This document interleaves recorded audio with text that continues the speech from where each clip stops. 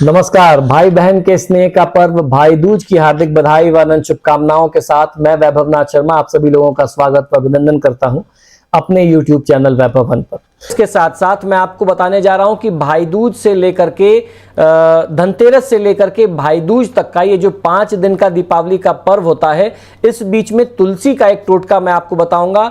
शास्त्रों में ऐसा मत है कि अगर इस उपाय को कोई कर ले तो वो करोड़ों की संपत्ति प्राप्त कर सकता है, यानी जीवन के हर प्रकार के ऐश्वर्य और सुख समृद्धि को इस उपाय के द्वारा प्राप्त किया जा सकता है। इसके अलावा भाई दूज के कुछ और टोटकों के बारे में बात करेंगे और एक उपाय बताऊंगा जो बहनें घर की दहलीज पर करें, जिससे उनके भाइयों का जीवन बहुत ही सुखमय व्यतीत हो। अब जानते हैं कि भाई दूज का रीति रिवाज क्या होता है। भाई दूज के मौके पर बहनें भाई को तिलक लगा करके आरती के लिए थाल सजाती हैं। इसमें कुमकुम, सिंदूर, चंदन, फल, फूल, मिठाई और सुपारी आदि सामग्री होनी चाहिए, अक्षत होना चाहिए। तिलक करने से पहले चावल के मिश्रण से एक चौक बनाएं।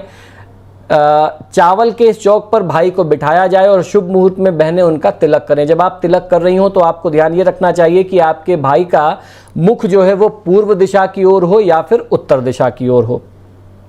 तिलक करने के बाद फूल, पान, सुपारी, बताशे और काले चने भाई को दें और उनकी आरती उतारें। तिलक और आरती करने के बाद भाई अपनी बहनों को उपहार या कुछ दक्षिणा जो है दें और सदैव उनकी रक्षा का वचन दें। तो ये तो धनतेरस के मुहूर्त और धनतेरस के क्या विधि होनी चाहिए, रीति रिवाज होनी चाहिए, ये बात हो गई। मैं बार बार कहता हूं कि दिवाली का जो पर्व होता है वो 5 दिन का पर्व होता है और वो शुरुआत उसकी होती है धनतेरस से लेकर के और उसकी समापन जो अंतिम तिथि होती है वो भाई दूज की तिथि होती है। तो जो लोग दीपावली के टोटके करना चाहते हैं, जिनसे अगर गलती से भी धनतेरस पर नहीं कर पाए, आप दीपावली पर नहीं कर पाए, चतुर्दशी पर नहीं कर पाए, तो घबराने की जरूरत नहीं है। भाई दूज तक का समय आपके लिए होता है। तो उसी क्रम में आज जो उपाय बताने जा रहा हूं आपको, ये आप धनतेरस से लेकर के भाई दूज तक इस 5 दिन में कभी भी कर सकते हैं। तो अब हम लोग जानेंगे धनतेरस से भाई दूज के बीच में तुलसी का ये उपाय अगर आप कर लेते हैं तो इससे आप करोड़ों में खेल सकते हैं। शास्त्रों में कहा जाता है कि अगर धन प्राप्ति के अनेकों उपाय करने पर भी धन ना मिल रहा हो तो इस उपाय को जरूर किसी भी व्यक्ति को अपनाना चाहिए। वैसे तो धन पाने के लिए बहुत सारे उपाय शास्त्रों में मौजूद हैं और मैंने आपको बताए भी हैं। उन उपायों में कुछ ऐसे भी उपाय होते हैं जो बहुत आसानी से लोग कर लेते हैं और कुछ उपाय होते हैं कि जो आसान होते हुए भी लोग नहीं कर पाते। लेकिन उसी के साथ कुछ ऐसे भी उपाय मैं आपको बताने जा रहा हूं जिनको आपको सिर्फ कुछ पत्तों के माध्यम से, उनकी सहायता से आपको ये करना है और ये बहुत ही आसान उपाय है। धन प्राप्ति का तुलसी के उपयोग से एक शास्त्रीय उपाय मैं आपको बताने जा रहा हूं, जिसे आप अगर कर लेंगे तो आपको मालामाल होने से कोई रोक नहीं पाएगा। शास्त्रों का मानना है कि इस उपाय को करने से धन और सफलता दोनों की प्राप्ति होती है। कहते हैं ये उपाय तुलसी के पत्तों से किया जाना चाहिए और तुलसी के पत्तों से इस उपाय को करने से माता लक्ष्मी और धन के देवता कुबेर की विशेष कृपा जातक को प्राप्त हो जाती है। तो करना क्या है समझ लीजिए।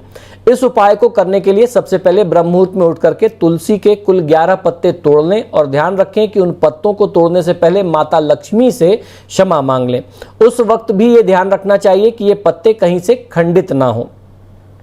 अब उसके बाद इन 11 पत्तों को साफ पानी से धो लें और उनके छोटे छोटे टुकड़े कर लें। उसके बाद उन टुकड़ों को घर के उस बर्तन में डाल दें जहां आप आटा रखते हो। घर में जहां आटा रखा जाता है किचन में, उन बर्तनों में इस तुलसी के पत्ते के टुकड़ों को आपको डाल देना है। ऐसा कहा जाता है कि तुलसी युक्त आटे का प्रयोग करने से कुछ ही दिनों में घर के लोगों के व्यवहार में, उनके सौभाग्य में बदलाव आने लगता है और सब कुछ अच्छा और सफल होता चला जाता है और घर में पैसे आने लगते हैं, बरकत शुरू हो जाती है।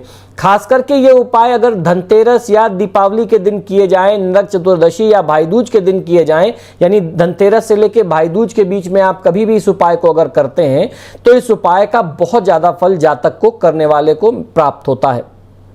बस आपको ध्यान ये रखना है कि भूल से भी ये उपाय रविवार के दिन या एकादशी के दिन ना किए जाएं, क्योंकि इससे इन तिथियों में, रविवार और एकादशी की तिथि में तुलसी के पत्ते को तोड़ना वर्जित बताया गया है, इसको अशुभ बताया गया है। तो रविवार और एकादशी छोड़ करके त्रयोदशी को धनतेरस होता है, तो उस दिन से आने वाले किसी भी दिन में आपको दिन देखना पड़ेगा। और अगर मान लीजिए धनतेरस जो है वो रविवार को पड़ रहा है तो आप 1 आध दिन पहले तोड़ करके रख सकते हैं। तुलसी को पहले से तोड़ के रखने में कोई उसमें दिक्कत नहीं होती है।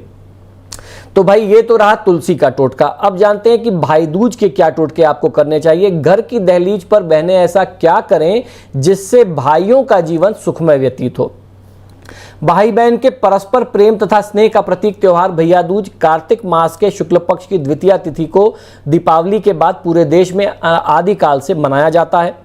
पंच पर्व महोत्सव दीपावली का 5वां पर्व भैया दूज है, जिसे यम द्वितीया भी कहा जाता है। इस दिन बहनें अपने भाई को तिलक लगा करके उनके उज्जवल भविष्य की लंबी आयु की कामना और प्रार्थना करती हैं। भैया दूज वाले दिन आसन पर चावल के घोल से आपको चौक बना करके, मैंने आपको वो सारी विधि बता दी है, वो आपको जरूर करना चाहिए। भाई दूज के दिन कोई भी काम करने से उसमें सफलता प्राप्त होती है। भाई दूज के दिन कलम की पूजा करनी चाहिए और पूजा के बाद चित्रगुप्त को स्मरण करना चाहिए। साथ ही उनसे हाथ जोड़ करके उस कलम को आशीर्वाद के रूप में प्राप्त करने का भाव करना चाहिए। इस प्रकार पूजा की गई कलम अमोघ हो जाती है, यानी सिद्ध हो जाती है। उस कलम से लिखने पर दैवीय सहायता और कृपा प्राप्त होती है। आपको अपने कार्यों में सफलता मिलने लगती है। आप चाहें तो एक से ज़्यादा कलम की पूजा करके भी आने वाले पूरे साल तक उसका प्रयोग कर सकते हैं और उसका लाभ ले सकते हैं। इसके अलावा दीपावली की रात में किताब, कोई भी किताब आपको अवश्य थोड़ी ही सही पढ़नी जरूर चाहिए। कुछ आप कोई भी बुक उठाइए दिवाली की रात में, क्योंकि मैं बार बार बताता हूं, आप मेरे एपिसोड्स देखेंगे तो मैं बार बार कहता हूं कि लक्ष्मी गणेश के साथ साथ मां सरस्वती की भी विशेष पूजा, मां काली की भी विशेष पूजा की रात होती है दीपावली की रात। तो खासतौर पर स्टूडेंट्स को, विद्यार्थियों को अपने कोर्स से रिलेटेड कोई भी बुक थोड़ा सा ही सही, 10-15 मिनट, आधे घंटे ही सही, आपको दीपावली की रात पढ़ना जरूर चाहिए। इससे मां सरस्वती की, भगवान गणेश की, जो विद्या और बुद्धि के देवी देवता माने जाते हैं, उनकी कृपा आपको जरूर मिलती है। फिर होता यह है कि जो किताब आपने पढ़ करके बंद की थी दीपावली की रात में, उसे भाई दूज के दिन खोलना चाहिए और उसकी रोली और चावल से पूजा करनी चाहिए। उस पर स्वस्तिक का चिन्ह बना करके या ओम श्री गणेशाय नमः लिख करके, भगवान श्री गणेश का ध्यान करके, माता सरस्वती का ध्यान करके, उन्हें एक बार प्रणाम करके आप फिर से पढ़ना शुरू करेंगे। उस विषय में, उस सब्जेक्ट में आपको फिर बड़ी सफलता प्राप्त करने से कोई रोक नहीं सकता। इसके अलावा कुछ बहुत सरल 2-4 टोटके आपको और बताता हूं, जिसे आप भाई दूज पर घर बैठे कर सकते हैं और इसका लाभ आप और आपके भाई साहब को, आपके परिवार को, भाई साहब के परिवार को अवश्य मिलता है। भाई बहन के सारे कष्ट दूर करने के लिए क्या करना चाहिए? भाई जो है बहन की कलाई पर कच्चे सूत का लाल या पीले रंग का कलावा बांधे, इससे भाई बहन दोनों के कष्ट दूर होते हैं। भाई बहन को हर कार्य में सफलता प्राप्त हो, उसके लिए क्या करें? चित्रगुप्त पर चढ़ी हुई काली पेन भाई बहन को गिफ्ट करे, यानी भाई जो है वो अपनी बहन को गिफ्ट करे। भाई बहन के सुखों में वृद्धि के लिए भाई बहन के मस्तक पर अष्टगंध का तिलक अगर लगाती है तो उससे जो है दोनों के सुखों में वृद्धि होती है। विपदा दूर करने के लिए, एक दूसरे की विपदा कैसे दूर हो? संध्या के समय दक्षिण मुखी होकर के सरसों के तेल का चौमुखा दीपक जलाना चाहिए। इससे जो है ये यम दीपदान का एक विधान भी है और इस तिथि में भी, क्योंकि इसे यम द्वितीया कहते हैं, तो इस तिथि में भी यम का दीप निकलता है। हमारे यहाँ क्या, हम लोग तो 5 के 5 दिन यम का दीपक निकालते हैं। तो इस तिथि में ये उपाय करने से आप जो है किसी भी प्रकार की आपदा विपदा से सुरक्षित रहते हैं। भाई बहन के संबंधों से कटुता को दूर करने के लिए, आपस के लड़ाई झगड़े, तनाव, वाद विवाद को दूर करने के लिए राई, लौंग और उड़द भाई बहन के सिर के ऊपर से उतार करके कोई भी, परिवार का कोई भी व्यक्ति कर सकता है। माता पिता कर सकते हैं, दोनों बच्चों के ऊपर से, भाई बहन के सिर के ऊपर से राई, लौंग और उड़द उतार करके थोड़ा सा ही आपको करना और उसके अंदर कपूर डाल करके, कपूर की सहायता से उस तीनों मिश्रण को आप जला दीजिए और जब वो जल जाए तो उस राख को कहीं प्रवाहित कर दीजिए, जल प्रवाह कर दीजिए। आपस के वैरभाव, आपस का कंपटीशन, आपस का लड़ाई झगड़ा, आपस का तनाव जो होता है भाई बहनों में, वो सदा के लिए समाप्त हो जाएगा। मित्रों, आज हम लोग बात करने वाले हैं भैया दूज पर किस तरीके से भाई का टीका करना चाहिए, उसका पूजन, उसकी आरती कैसे करनी चाहिए, जिससे भाई की आयु बढ़े, भाई निरोगी रहे और उसको अपने समाज में, अपने जीवन में यश, कीर्ति, ऐश्वर्य आदि की प्राप्ति हो। तो इस विषय में आज हम लोग बात करेंगे। भाई दूज का पर्व जो है उसको यम द्वितीया पूजा के नाम से भी जानते हैं। ये पर्व, ये त्योहार कार्तिक मास के शुक्ल पक्ष की द्वितीय तिथि को मनाया जाता है। इस दिन बहनें रोली और अक्षत से अपने भाई का तिलक करती हैं और उसके उज्जवल भविष्य के लिए आशीष करती हैं, मांगती हैं, आशीष देती हैं और ईश्वर से प्रार्थना करती हैं। साथ ही साथ भाई अपनी बहन को कुछ उपहार, भेंट, दक्षिणा, जैसा भी उसका सामर्थ्य हो, जिस भी लायक उसका भाई हो, वो उसे देता जरूर है।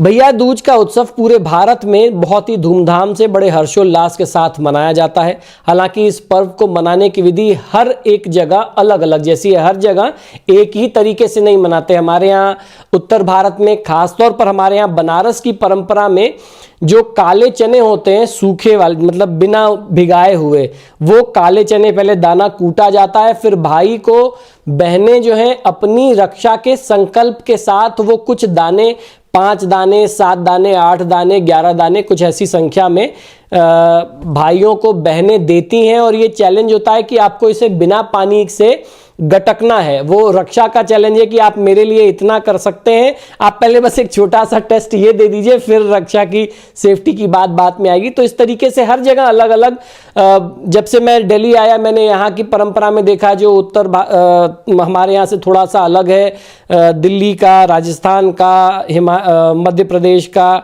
या हरियाणा की बात कर लें, यहाँ पे सिर्फ तिलक लगा करके मिठाई खिला दी जाती है।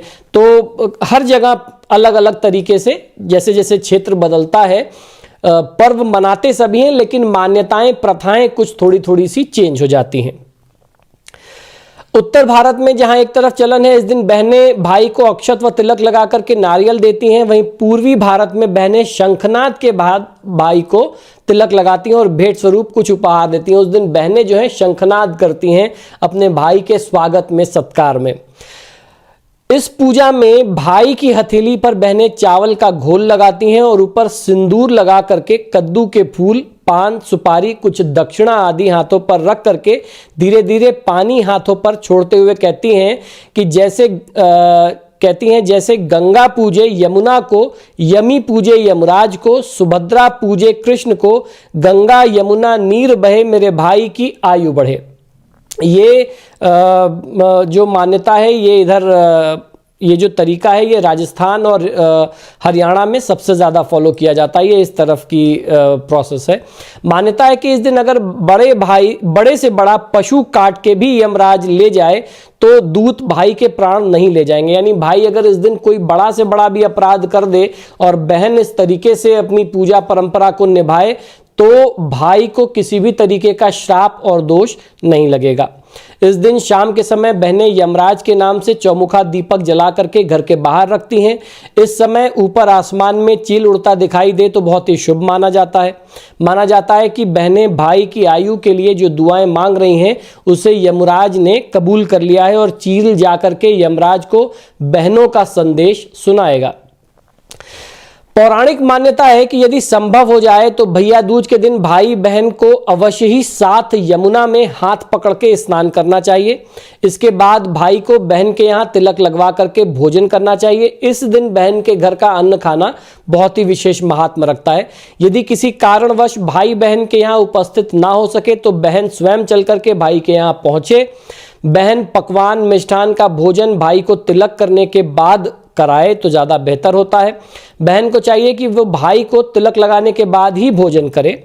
यदि बहन सच्चे मन से और पूरी श्रद्धा के साथ भाई के लिए, उसकी उन्नति के लिए, उसकी सुरक्षा के लिए कामना करती है, सफलता के लिए कामना करती है, तो यह कामना अवश्य ही स्वीकार होती है, अवश्य ही फलीभूत बहुत जल्दी होती है।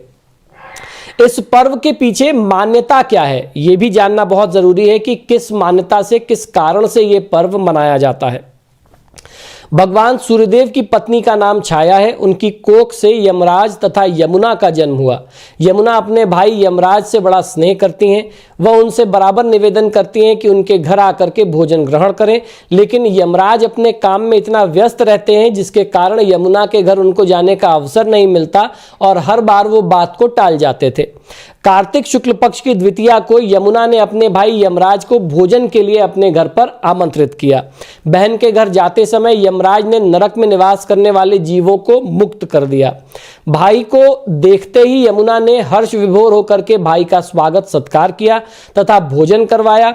इससे प्रसन्न होकर के यमराज ने बहन से वर मांगने को कहा। बहन ने भाई से कहा कि आप प्रतिवर्ष इस दिन मेरे यहाँ भोजन करने आया करें तथा इस दिन जो बहन अपने भाई को टीका लगा करके भोजन खिलाएगी उसे आपका भय कभी भी नहीं रहे, ऐसा आप मुझे आशीर्वाद दें। यमराज तथास्तु कह करके यमुना को अमूल्य वस्त्र आभूषण दक्षिणा दे करके यमपुरी अपने लोक को चले गए। ऐसी मान्यता है कि जो भाई आज के दिन यमुना में स्नान करके पूरी श्रद्धा से बहनों के आतिथ्य को स्वीकार करते हैं उन्हें यम का भय कभी भी नहीं सताता। तो मित्रों, ये तो बात रही पूरी कथा की, क्या इसकी पौराणिक कथा है, इसके पीछे मान्यता क्या है और किस तरीके से आपको करना चाहिए। बहनें अपने भाई को तिलक लगाएं तो अत्यंत ही शुभ और मंगलकारी होगा। राजी खुशी से आप दोनों जो है अपना जीवन यापन कर पाएंगे। दोनों अपनी अपनी जगह पर सुखी और संपन्न रहेंगे। आगे किसी भी तरीके का कष्ट, कलह, क्लेश की स्थिति नहीं आएगी। परेशानी, संकट कुछ जीवन में नहीं आएगा। आपकी बहन आपकी उन्नति के लिए, आपका भाई अपनी बहन की मंगल के लिए जो कामना प्रार्थना करेंगे, इस विशेष मुहूर्त में टीका लगवा करके, बहन का अन्न खा करके या बहन भाई को टीका लगा करके उनकी उन्नति के लिए जो कामना करेंगी वो ईश्वर उसको स्वीकार करेंगे और आपको हर प्रकार से शुभ और मंगल की प्राप्ति होगी। तो मित्रों, आशा करता हूं कि ये विशेष जानकारी भाई दूज से संबंधित आप लोगों को बहुत पसंद आई होगी। आप सभी से आग्रह है कि जब भी आप मेरे वीडियोस देखते हैं तो इनको लाइक और शेयर जरूर किया करें और आपने अगर अभी तक मेरे चैनल को सब्सक्राइब नहीं किया तो प्लीज़ इसे सब्सक्राइब करिए। इसी शुभकामना के साथ कि आपका दिन शुभ हो, भैया दूज का त्यौहार आप लोगों के लिए ढेरों खुशियाँ लेकर के आए। मुझे आज्ञा दीजिए और देखते रहिए मेरा यूट्यूब चैनल वैभवन। नमस्कार।